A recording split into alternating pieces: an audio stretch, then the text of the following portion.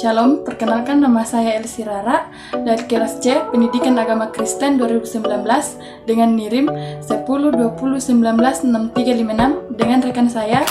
Shalom, perkenalkan nama saya Lara Herjana Soreng dari kelas C Pendidikan Agama Kristen dengan NIRIM 1020196376. Baik, di sini kami akan memaparkan materi kami tentang perkembangan gereja mula-mula. Perkembangan gereja mula-mula. Gereja dimulai 50 hari sesudah kebangkitan Yesus Kristus, sekitar tahun 30 sampai 34 Masehi. Yesus sudah berjanji bahwa Dia akan mendirikan gerejanya, dapat dilihat dalam Matius 16 ayat yang ke-18. Dan dengan datangnya Roh Kudus pada hari Pentakosta, gereja atau kumpulan orang-orang yang dipanggil keluar secara resmi dimulai. 3.000 orang yang menerima khotbah dari Simon Petrus pada hari itu, dan mereka memilih untuk mengikut Kristus dengan cara dibaptiskan.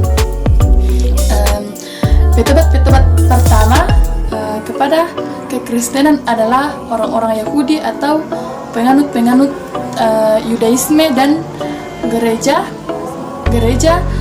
yaitu persekutuan orang-orang yang mengaku ketuhanan Yesus.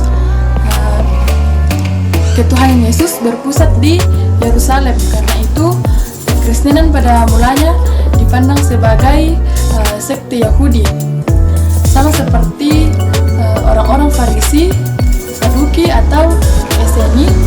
Namun, apa yang dikotbahkan para rasul berbeda sekali dengan radikal dari apa yang diajarkan oleh kelompok-kelompok Yahudi lainnya. Yesus diberitakan sebagai Mesias atau juru selamat orang Yahudi, yaitu raja yang diurapi, yang telah dinubuatkan kedatangannya untuk menggenapi hukum Taurat dan untuk mendirikan perjanjian baru yang berdasarkan pada kematiannya. Berita ini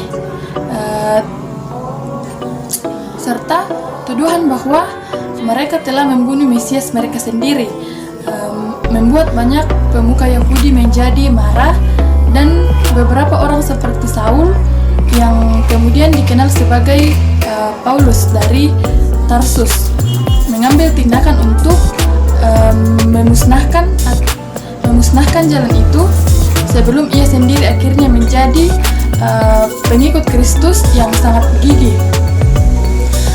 Periode gereja mula-mula dimulai sejak kurang lebih tahun 33 dengan pelayanan Rasul Petrus, Paulus dan lain-lainnya dalam memberitakan kisah Yesus hingga bertobatnya Kaisar Konstantinus I pada tahun 325.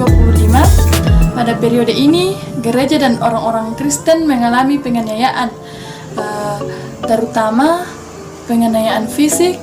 Tetapi para bapak gereja mulai menulis tulisan-tulisan Kristen yang pertama dan ajaran-ajaran yang menyeleweng yang bermunculan diatasi.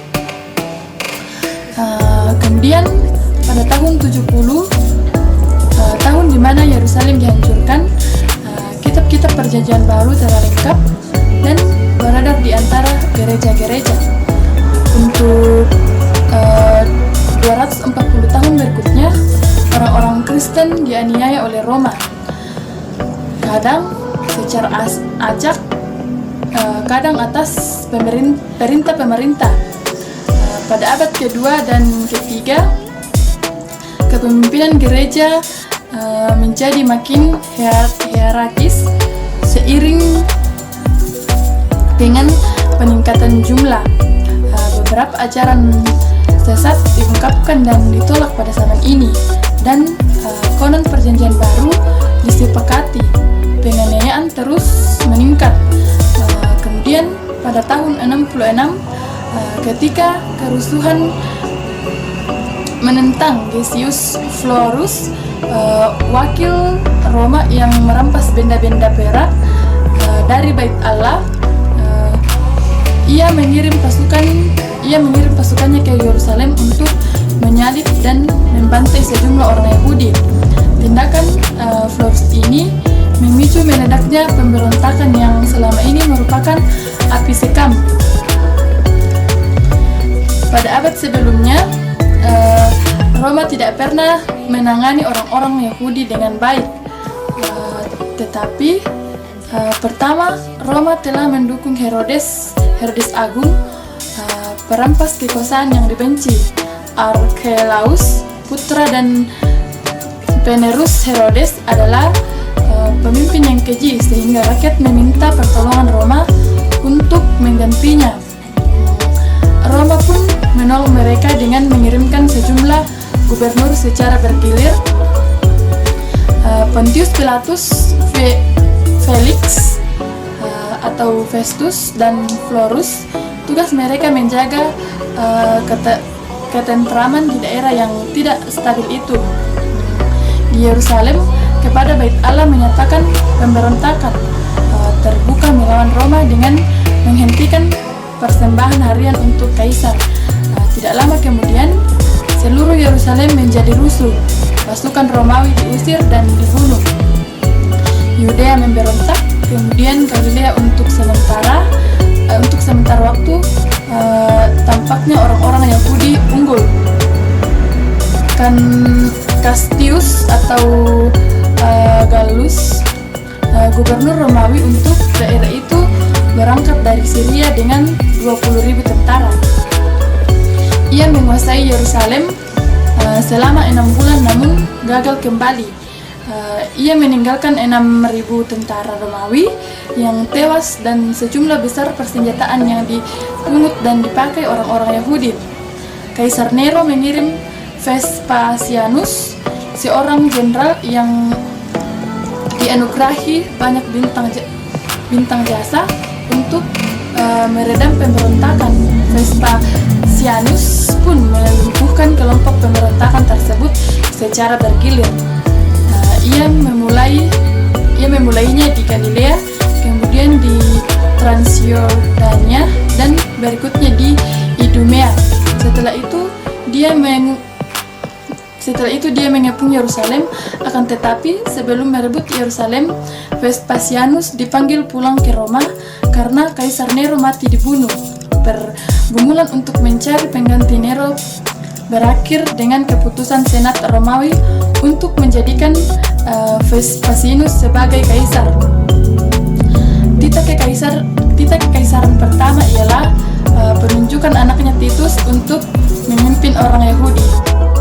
Ketika penggabungan Yerusalem berlangsung, penduduk kota pun satu demi satu mati kelaparan dan wabah penyakit.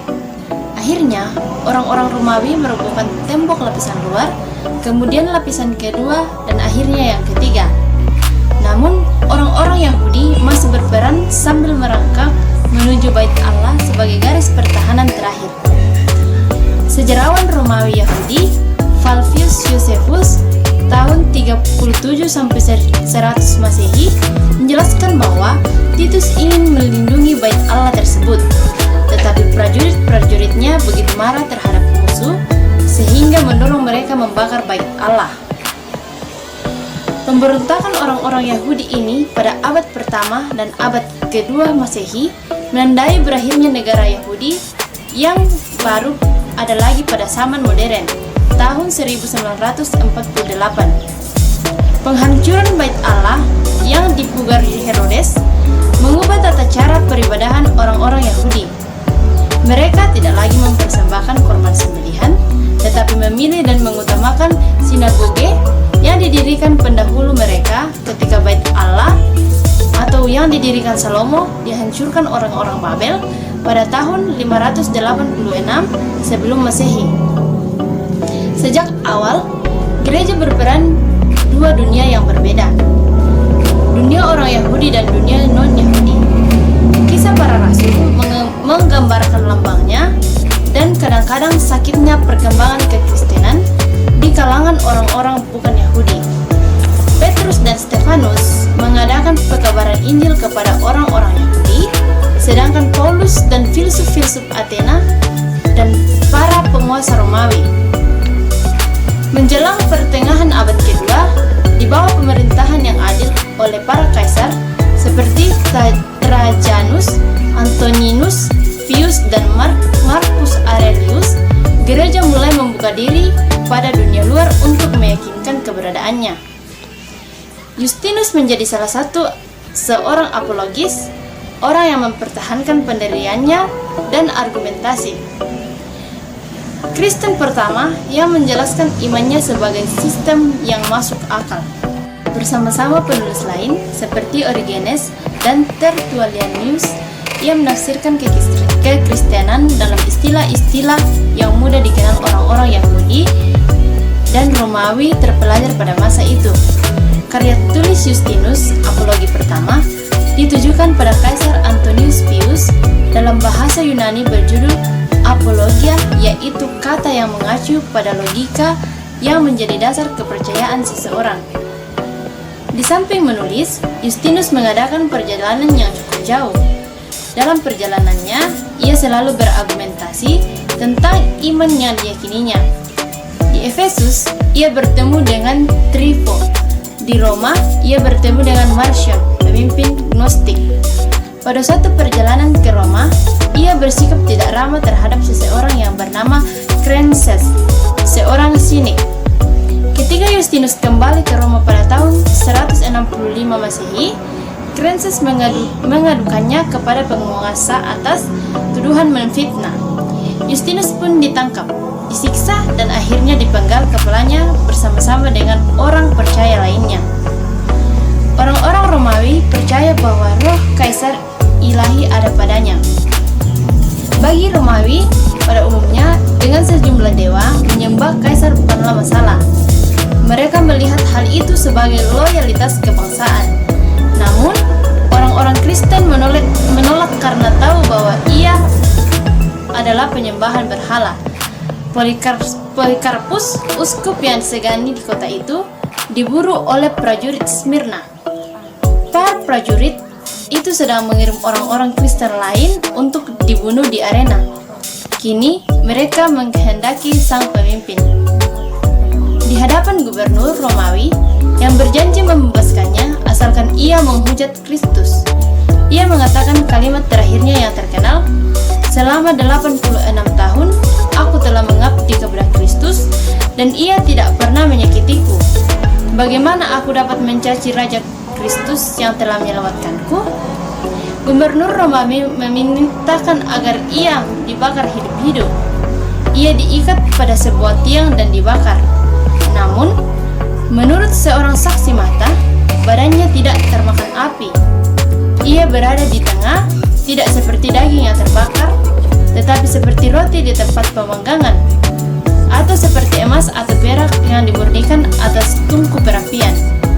Kami mencium aroma yang harum, seperti wangi kemenyan atau rempah mahal.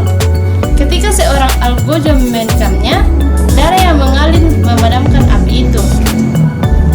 Kisah ini tersebar ke jemaat-jemaat di seluruh kekaisaran. Pada zaman Polikarpus, yang dibutuhkan hanyalah kesetiaan. Ia setia sampai mati. Dalam kurun waktu 1,5 abad berikutnya, ratusan martir menuju kematian mereka dengan setia.